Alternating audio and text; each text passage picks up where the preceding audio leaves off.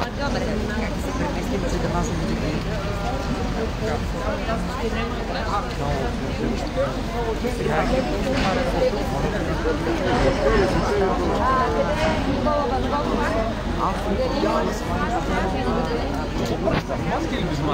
Значи, който говори е без маска. Който говори. Който не говори...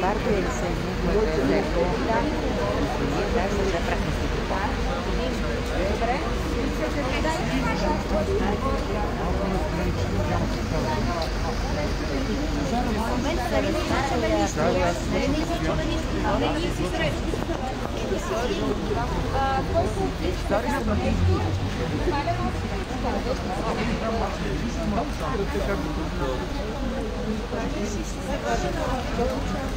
Таня, готова ли?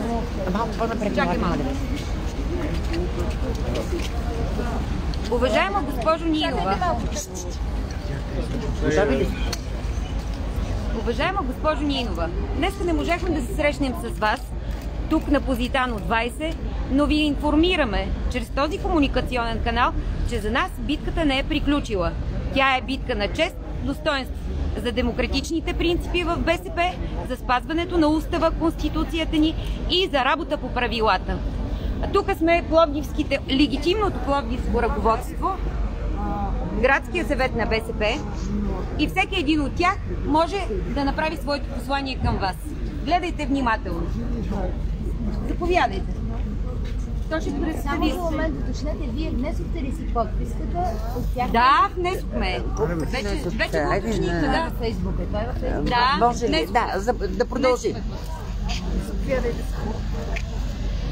Здравейте! След като влезахме в този режим на комуникация през медиите, ние вчера пред вас и ваши колеги обявихме, че в 11 часа ще бъдем на Позитано тук, за да проведем среща разговор с нашия лидер. 4 години не успяхме да се срещнем в град Пловдив, затова дойдохме ние тук. Разбрахме от колегите, че тя има предварително подготвена програма, в която явно ние не фигурираме и не сме включени, не можем да бъдем уважени, като втората по големина, аз смея да твърдя, най-силната организация в страната, която на предходните парламентарни избори в Пловдив град и Пловдив област докараха над 80 000 гласа или около 10%. Резултатите не са лоши и смея да твърдя, че един такъв разговор би бил полезен по-скоро и за нас като организация, и за националното ръководство. Затова, честно казано, не съм доволен от това, че ни се обръща внимание, което заслужаваме. Благодаря ви. Имате срок до 12 да се гласува за или против изключването на ГЕРБ.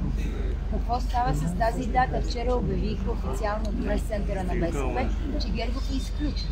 Днеска нашите членове на Националния съвет също са били информирани, че гласуването тече до 12. Няма приключено. Втората задача, която имахме, е да гласуваме като членове на Националния съвет. Беше обявено, че гласуването продължава и това е така още 2 дни до 12. Така че не знам.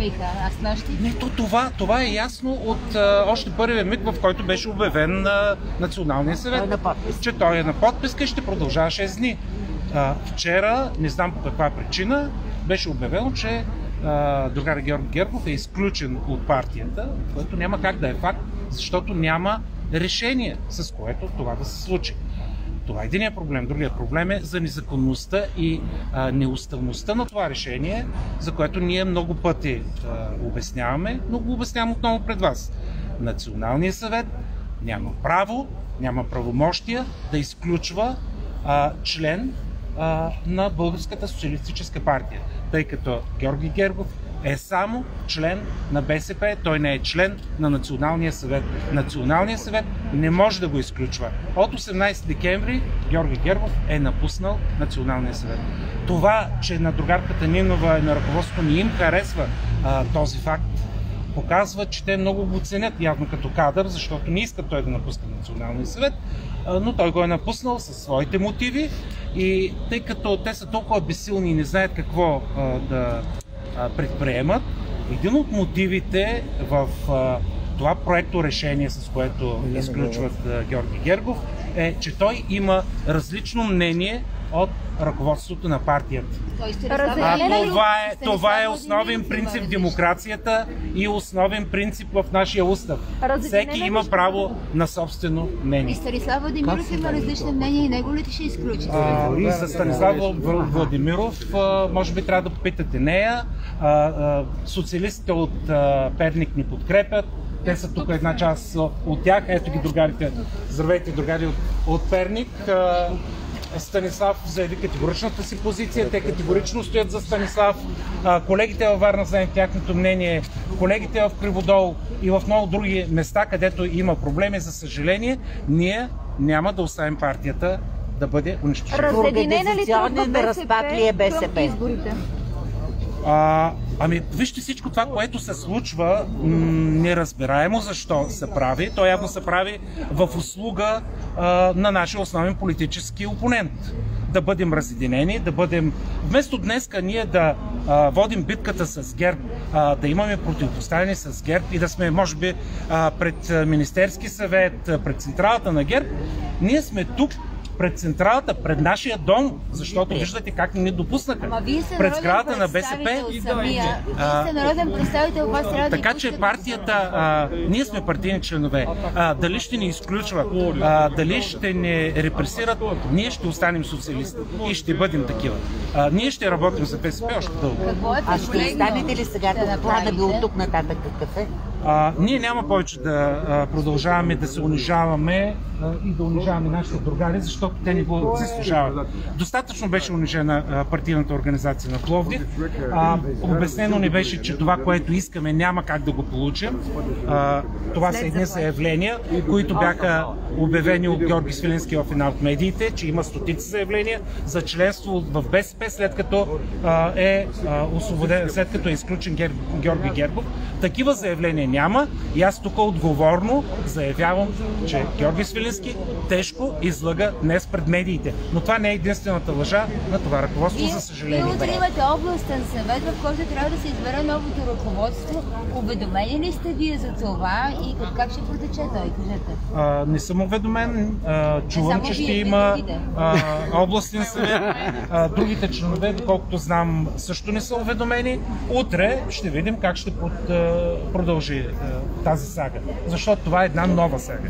Но за нея ще говорим ще имаме ли утрешния ден. информация за утрешния ден и какво ще се случи, ако въпреки това се проведе такъв съвет и се избере някакво ръководство на избере? Този областен съвет, по правилата, които се гласува в послушния национален съвет, е назначен от изпълнителното бюро. Членовете смени тук една голяма част. Имаме право да гласуваме и да участваме.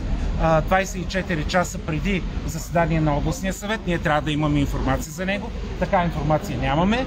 Очакваме да получим и линкове за участие онлайн в това заседание. То ще бъде онлайн, така ли? Да, трябва да бъде онлайн. Добре, ама вие си чакате тук на улицата и... Уважаеми зрители... Ето факт, го виждате, да, чакаме на улицата, никой не ни търси.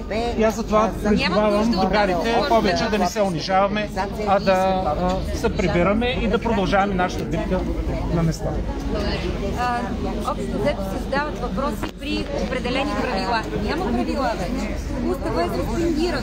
Мога ли да направя едно изявление? С силата, на която притежават и от позицията на хора, които са там на партийни улици. Мога ли да направя едно изявление?